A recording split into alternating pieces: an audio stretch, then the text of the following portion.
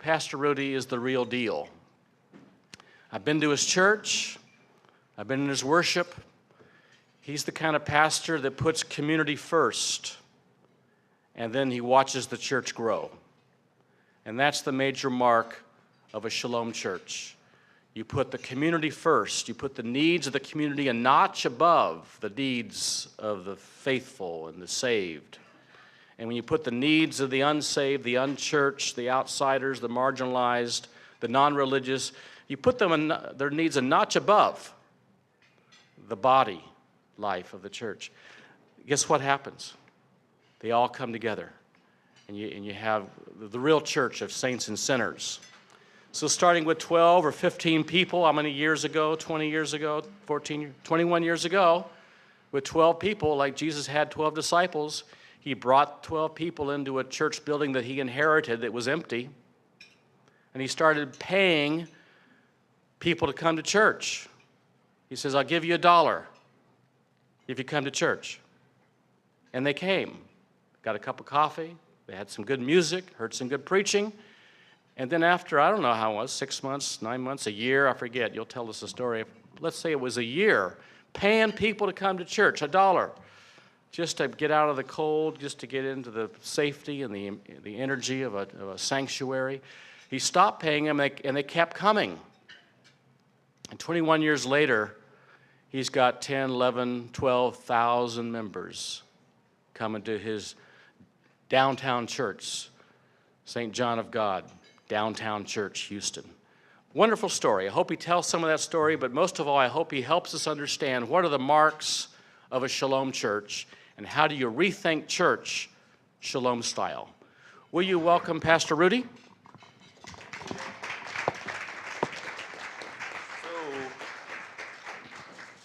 So I understand we are streaming this experience, so I wanted to wave at the people who are in streaming land, and then I'm gonna get a little closer to my kinfolk down here so I can look in your eyes just for a little while. But will you do me a favor while we get started and just tell your neighbor, the person sitting next to you, that I love you and there's nothing you can do about it. Can you try that again? That's good. It's while I'm, normally when I do that exercise, I tell the folk after they get through sharing all of that love, that I just love the sound of church people lying to each other. And it's but really it's an exercise that we do every time we come together at St. John's, and it has become part of our fabric. I mean, we do a survey every year. We ask people, why do they come to this place? And there are about 17 reasons on the survey. And in the midst of the tally in the survey, the answer always comes up, because I can feel the love. And you know, part of that is helping people to move out of their those comfort zones that people find themselves in when they come to church. You know, you can. How many of you all know you can go to church week after week after week and never look at the person sitting to your left and to your right? You know, well, we force people to not only look at the person to their left and to their right, we force you to touch that person. All right, and which means we have a lot of one-time visitors. All right, I mean, you don't want to be touched, you ain't gonna come back. And we do have to do appropriate touch and training, because we have some people who want to touch too much, you know. So it's a lot of tension in this atmosphere. But I love tension. You probably can tell that based on the beard, you know. I love tension. You know, I wrote a book recently with Dottie Escobedo Frank, Jesus Insurgency, and it really just talks about the need for a spring of some sort, a church spring, to occur here in the U.S. In essence, what would happen if the people who need the church took over the church? You know, what would happen if the folk in the margins began to move very intentionally to gain control of the institution? And my thoughts are in that book, and that's why I need extra security when I'm traveling through Methodist territory. All right? This is my family. I want to just kind of introduce you to my wife and daughters. Ryan's on the left. She's in Boston. And Morgan's on the right. Just moved back from New York and is in Houston right now. And that's Juanita in the middle. Juanita introduced me to Jesus. In '85, I was a non-believer. I went to church with her because, I wanted to make sure she made it home. I heard about those preachers, So I went to church with her. And I ended up going to a Methodist church. I went to a Methodist church. It was the first time I had ever. It was the first preacher I had ever met that I liked or trusted at this Methodist church. A guy named Kirby John Caldwell.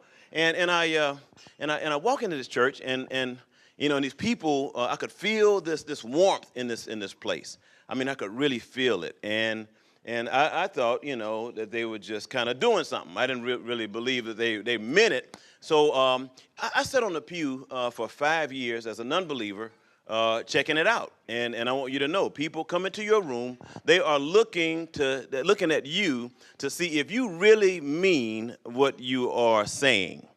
And they look carefully and closely, and the level of discernment for people who are not really part of the institutional church, it's a high level of discernment, and they know if you are BSing them. You know what BSing it means, right? Bible studying them. All right, that's and they know that, and it's a So I hung out in this church for 5 years in 1990. Actually, the latter part of '89, joined a men's Bible study.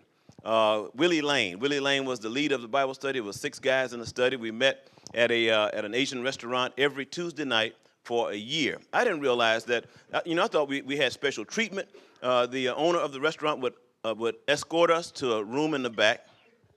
And we would open our Bibles and study and eat the food, and we did that every week. And I was thinking it was special treatment. I didn't realize the woman didn't want us opening our Bibles in her dining room. All right, but I sat there, and Willie Lane, just an incredible guy, had a warm heart. Willie Lane had this Good News Bible, the Gold Good News Bible. Have you ever seen that Bible? The Gold Good News Bible had the Gold Good News Bible, and Willie had like yellow highlights, red highlights, blue highlights, green highlights, and I was sitting there thinking, either this cat, that's 20th century vernacular for a male probably older than 21. This cat is either read this thing or he likes the color, and I discovered after hanging out with Willie for a year that Willie had read it. And not only had Willie read it, but Willie believed it. And Willie believed it so much that Willie ignited something in me that caused me to begin to think about believing it as well. And at the end of that year, I became a Christian. I told my daddy that I'm now a Christian. It was bad for business. We ran a little borderline bordello on the west side of downtown Houston, a borderline because all of the women that worked the place were independent contractors. We didn't hire anybody directly, but the place was built for it was a sexually oriented business, and that business ran most of my life. That's what I did all my life until I met Jesus. And so I end up in this place. I end up in this church, and my experience almost immediately moves me to want to do something for God. I remember asking the pastors on the staff, so what does it mean to answer a call? And it was an amazing thing. None of these folk told me, male and female, none of them told me that it meant to enroll in seminary. And today I'm really grateful for that. I've been working on a seminary degree for 21 years now. All right, I think before I finish up, I might just get there. All right, I'm getting there. Drew, if y'all passing them out, I'll take one. All right, but it would almost take that. At this point, I'm having too much fun. It's but there is there's this journey, and I'm talking because we're going to wrap up at 9, and I'm moving through a 3-hour presentation in 1 hour. How's that? All right, so we're going to roll. So my journey has been an interesting journey. I have encountered, I've learned a lot, and I learned just about everything I know on the job. You imagine this. So I answer a call in 1990, 91. I become a Christian in 90. I answer a call in 91, and by 92, my pastor gets a second point charge. This empty church in downtown Houston. I tell him, look, I'll help, and he said, so go down and take a look at the place. Go down and take a look at the place, and he had sent all of his staff. He had pastors on the staff, and they had gone down and taken a look at the place, and they all came back and said, it'll never work. Nothing but poor homeless people down there. It's just, the building is raggedy.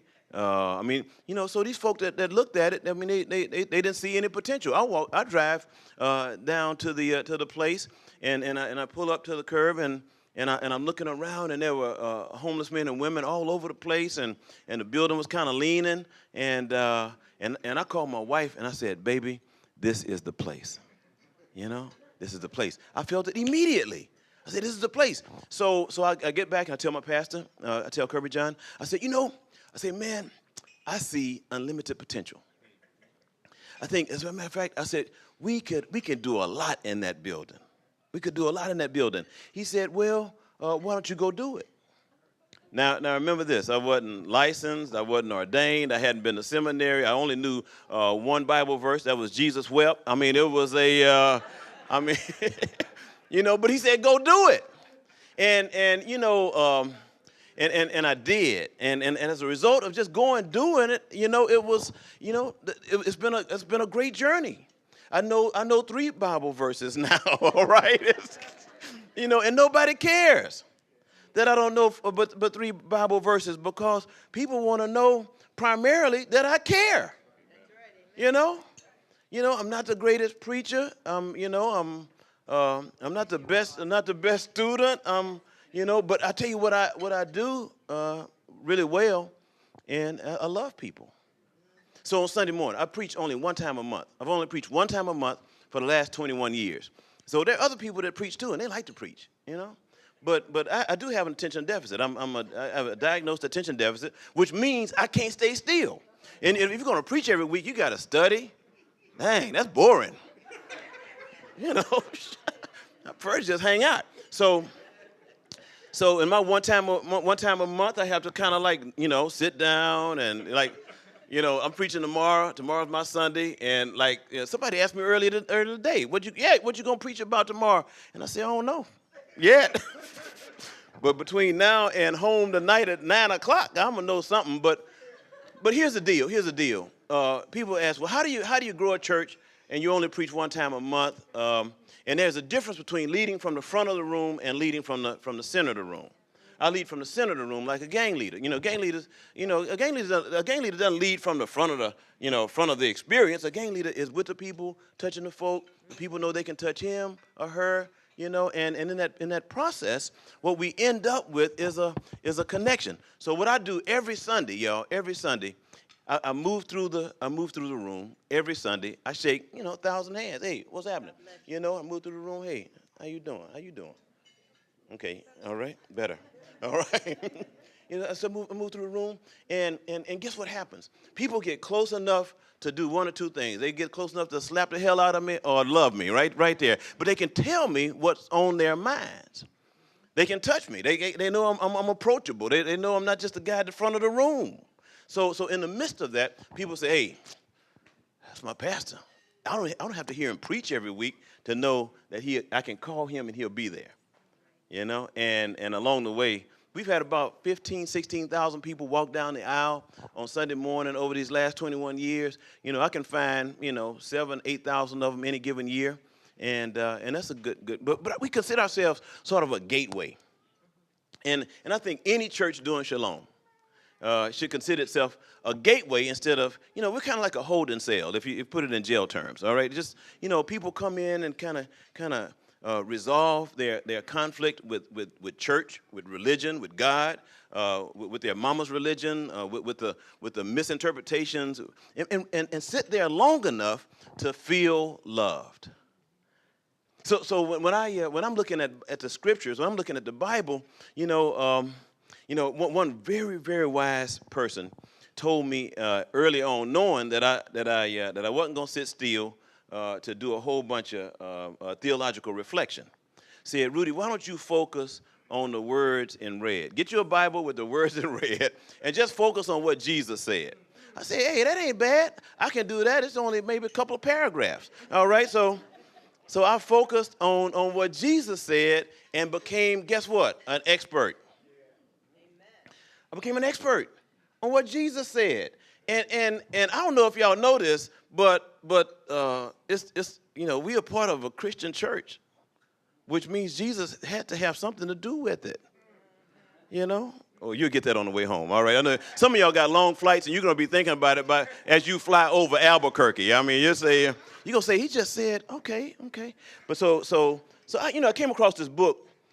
When Michael said, man, I want you to say something about shalom, I was thinking, I know what shalom is for me, but I wanted a broader understanding of the shalom. So I found one book by this guy named Craig Neeson, and Craig had a bunch of definitions to shalom, and I'm going to kind of unpack these real quickly. But he said commitment to inclusivity, love for enemies, readiness to forgive, nonviolent. This guy is a Lutheran, I believe, evangelical Lutheran. Solidarity, I eliminated some of them, all right. Solidarity with the oppressed, hospitality to strangers. Keep going. Number 7. Care for the physical needs of all, preferential concern for the weak, just economic dealings with all, loving the earth as our neighbor, stewardship as care for creation, respect for the marginalized. Let's keep going there. And commitment to build an inclusive church, defending human rights, affirmation of good, affirmation of common humanity of all those created by God, immersion in the theology of the cross, readiness to learn a new paradigm for human participation in the world. You ready for that? And holding one another accountable. And when I think about these 18, and we can condense these 18 into some, let's say, 2 practices. The 2 practices of worship and service. And this worship and the service to me equals shalom, and shalom to me equals love. And what I've been talking about around the planet for this year is what happens when we put a period behind love. What happens when love is the end all. And when love is the end all, for instance, this love would look very different if it had a comma. There's a comma. A comma informs the reader that the one experiencing that comma, that there is something else to come after the comma. Am I right about that, y'all? So if we are loving, period, that means there's nothing else to come after the period. And what happens when we love, period? When we love, period, we're saying, I'm just going to love you. And if we're just going to love people, then people are going to begin to love you back. And then they're going to begin to tell their kinfolk and their friends where they found the love. And I'm going to tell y'all, I got family all over the world, because everywhere I go, I love people. And in that process, people will follow me home. Isn't that crazy? I mean, there are people in our church who I've encountered in places around the planet, and they have moved to Houston. Matter of fact, this is my friend Greg, stand up Greg. This is my friend Gregory Powell. We met 37 years ago, all right? And Greg, I said, Greg, have you grown some more since college? All right. And then I looked at a picture. I got a picture, I meant to put it up, of me and Greg standing on the cuts in 1975. I had hair. So did I. So did right. And and I'm thinking, so I see Greg. We've been communicating since social media, like this Facebook. Facebook entered the scene, and guess what it did? It allowed Greg and I to find each other on the planet. Yeah. And I found out Greg is in California years ago, and when I told Greg I'm headed to L.A., man. And he and I have been hanging out. And Greg doesn't know it, but Greg is getting ready to move to Houston.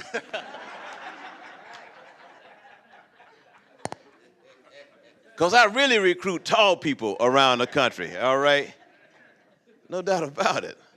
But it's a, it's when I think about this loving period, and this is an acrostic. Just kind of keep it simple for me. But the L in love is liberation, and shalom is about liberation, y'all.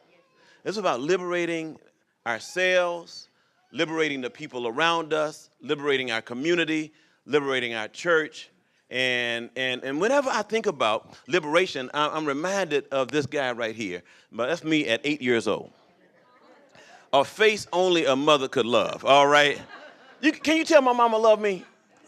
First of all, she put me in my daddy's glasses, all right? That's what I'm saying. I said, Mama, you couldn't find a pair of glasses a little smaller, all right? Yeah. I think this was in the day before they were making like kid-specific glasses, all right? You put every kid in an adult size. Look at how big those things are. But I did pick me a pair like Malcolm X, all right? That was I think about this kid, and I think about liberation, and I think about how I have wanted to be free my whole life,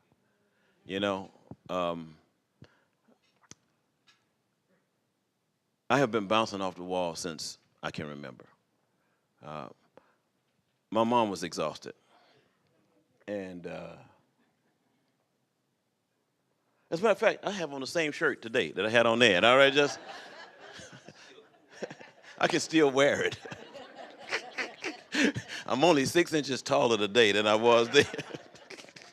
I'm telling you. But what this kid experienced was in this next picture, and in this next picture, I grew up in the 60s. And my whole experience in Houston, Texas, until I was 12 years old, was drinking from this other water fountain.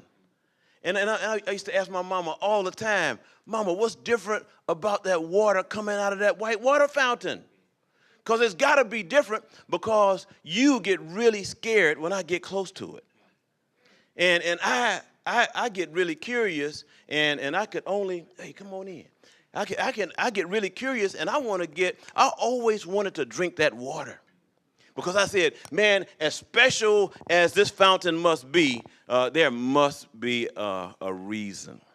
So I always thought maybe it was different. And then I had these encounters where people told me that I couldn't sit there, and people told me, you can't come through this door, and people would tell me, no, you can't be a part of this experience. And it shaped my need for justice. And since I can remember, I have been justice-oriented. My friends were always the folk who were on the edge, the outcast. The people I hung out with were always the ones that nobody wanted to hang out with. That's my world. So today I pastor a church with the same crowd. And you know what I've discovered? There are more of us, all right, than there are of them. That's right. Okay, somebody, you must be a room full of them. So, okay, I can always tell when I'm in a room full of them. Because the us's know immediately what I'm talking about. The us's know that, hey, when everybody was clicking up and grouping up and they were the ones on the outside of the group, So in this journey, I'm 56 now. I got nothing to prove. I picked my seat on the plane based on its proximity to the restroom. I'm at a point now where, very little matters. Very little. You're not that old. Huh? You're not that old. No, man, but I'm older than I used to be. All right, I'm telling you. And I can tell you, I'm telling you. But it's my daddy used to always tell me, he said, man, Big Shot, he called me Big Shot, Mr. President, and Boss Man. Those were the three names my daddy called me. Big Shot, Mr. President, and Boss Man. He used them interchangeably sometimes, but he always called me one of those three. And I didn't realize he was empowering me, to be in charge. Right. So I'm saying, shucks, Big Shot. All right, I'm 3'5". All right, yeah, that's good. I'm feeling that. But along the way, my sense of justice moved me to do a lot of things, some of which I ain't exactly proud of. I've had a whole bunch of experiences. But I was sharing today this morning with a friend, and she said, those experiences are who you are. They make you what like when I started getting high, I didn't realize I started getting high because I was trying to anesthetize this pain, that I was experiencing for being out on the edge, on the outside. I didn't realize that I consumed substances to deaden what I was feeling inside. Not for a long time. But along the way, I'm not a stranger to any experience,